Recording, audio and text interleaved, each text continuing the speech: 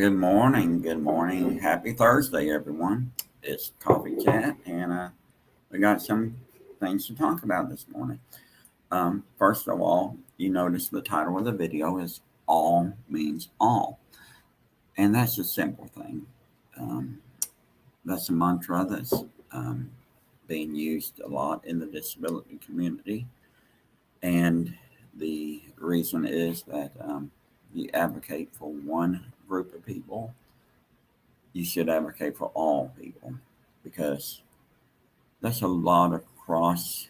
Um, I can't think of the word cross overs. I guess is the best way. As you see crossovers in TV, there's a lot of crossover in the disability community. Some people with physical disabilities also have developmental disabilities. Some people with visual disabilities also have physical disabilities, and some people with learning disabilities, same thing.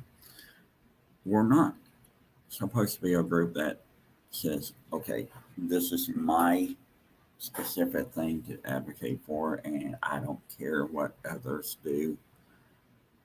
And that's our problem right now.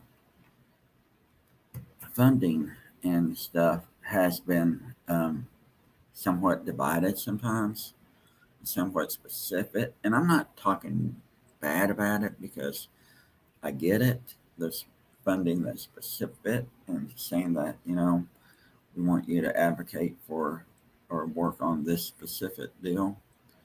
But here's the problem. If you work on one specific thing, you're neglecting another part of a person's disability, especially if they're a crossover thing. Um,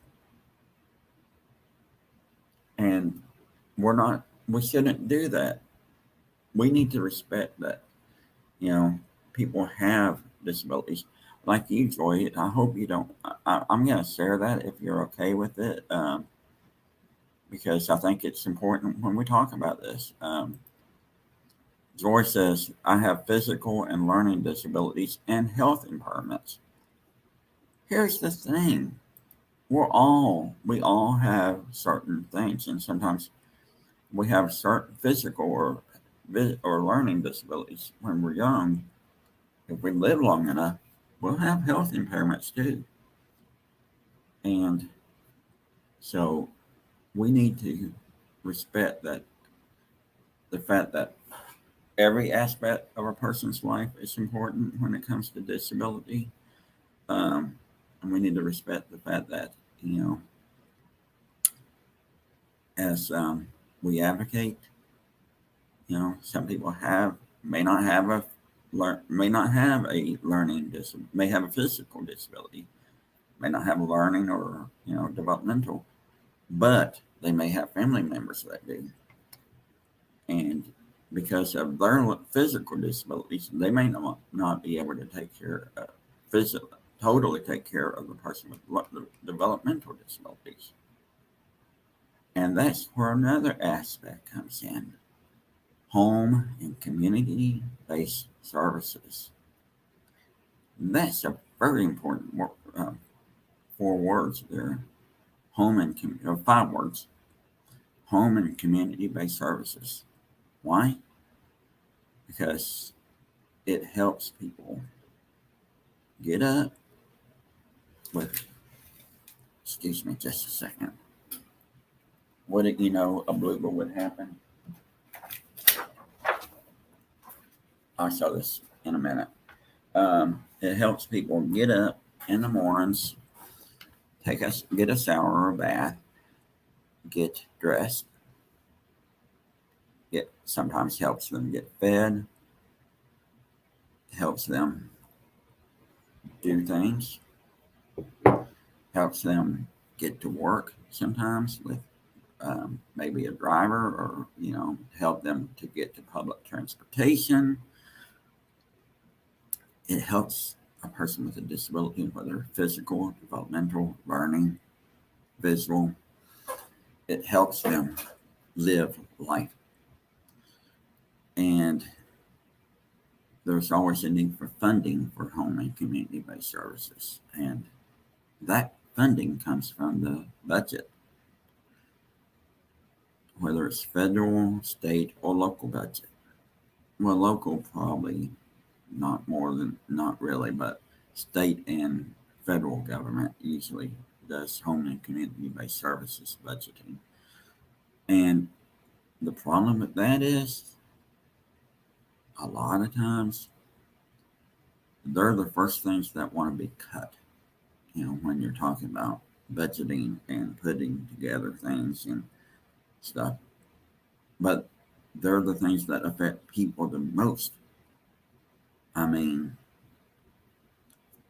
there's other things that affect people, but it physically affects people's way of living, way of getting ready and doing things.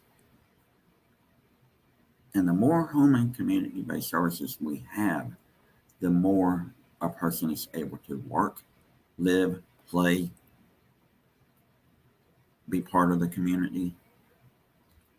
And yet, our government officials usually don't see it that way.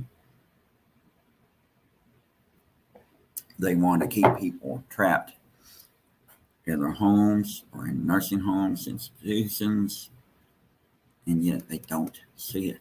That, hey, this person with the right supports can get a job, can work, can pay taxes. Imagine that. Pay taxes. I'm not going to go any further because I don't want to get too political. But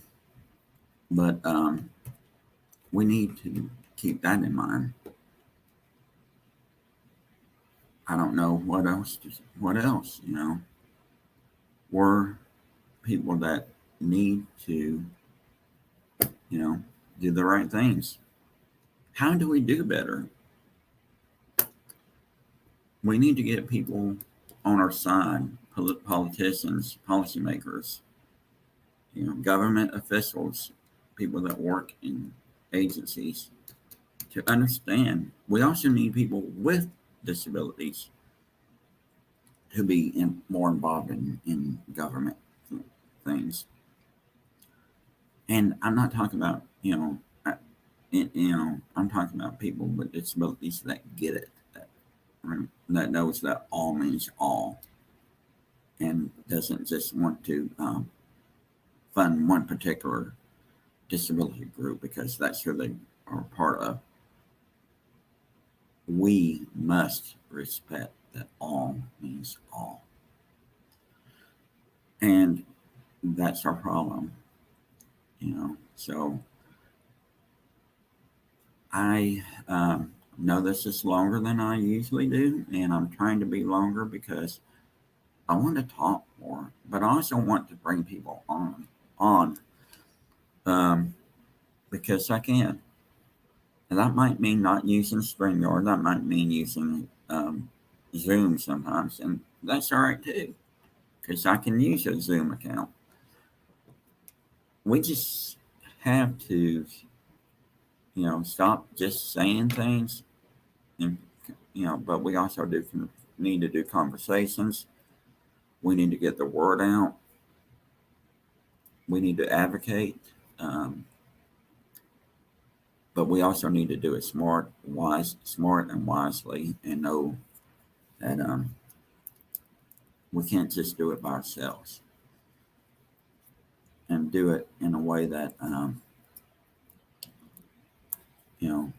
sometimes we may not advocate in the right way, but we learn from it. And when we learn, we grow. When we're willing to learn and grow and take and see what others are doing, then, we grow better. We know better. We show better. Anyway,